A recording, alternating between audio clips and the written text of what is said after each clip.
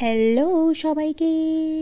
ভীষণ সুস্বাদু এই বিচির রেসিপি একবার খেলে মনে হয় যেন বারবার খাই। তো বলে দিই রেসিপিটা, আগের দিন রাতে এই বিচিগুলোকে ভিজিয়ে পরের দিন সকালে ছাড়িয়ে নিতে হবে। এবার নিয়ে নিলাম বেগুন, আলু, টমেটো কেটে, এদিকে আদা কুড়িয়ে নিলাম আর লঙ্কা চেরা, এখানে শুকনো লঙ্কা, তেজপাতা, দারচিনি, এলাচ আর গোলমরিচ কুটো করে নিয়েছি। তারপর কড়াইতে তেল দিয়ে কাটা বেগুনগুলোকে ছেড়ে দেব কড়াইতে।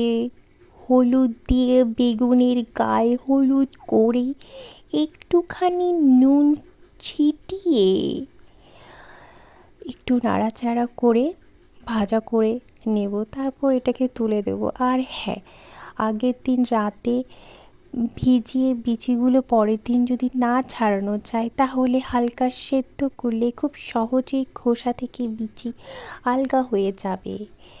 তো এই বেগুনগুলো নামানোর সময় হয়ে এসেছে। এই বেগুনগুলো নামিয়ে আলু দিয়ে দিয়েছি। এবার আলুর ও নুন হলুদ দিয়ে ভেজে নিলাম। নুন হলুদ দিয়ে ভাজার পর ওই একই তেলে ফোড়ন দিয়ে নিলাম লঙ্কা, তেজপাতা, দারচিনি, এলাচ, গোলমরিচ আর সঙ্গে একটু পাঁচ ফোড়নটা দিয়ে দিলাম।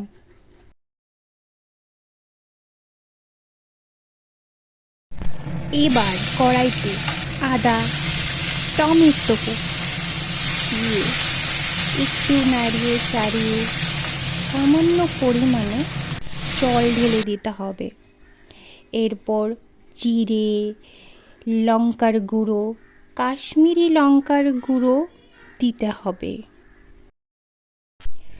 টমেটোগুলো যখন মশলার সাথে পুরোপুরি মিশে তেল তেল ভাব, মাখো মাখো ভাব হবে, তখন এই বিচিগুলোকে কড়াইতে ঢেলে মশলার সাথে মিশিয়ে কিছুক্ষণ ভাজতে হবে। ভাজা হয়ে গেলে একটু নুন দিয়ে জল ঢেলে দিয়ে ঢাকনা বন্ধ করে কিছুক্ষণ ফোটাতে হবে।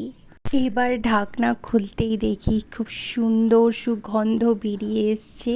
একে একে এবার চেরা লঙ্কা, গরম মশলা, ধনেপাতা দিয়ে দেবো। আর হ্যাঁ, ভাজা বেগুন আর ভাজা করে রাখা আলুটাও দিয়ে দিয়েছি, সেটা দেখাইনি। ভিডিওটা না হলে অনেক লেন্দি হয়ে যাবে, কিন্তু ওগুলোও দেওয়া হয়েছে।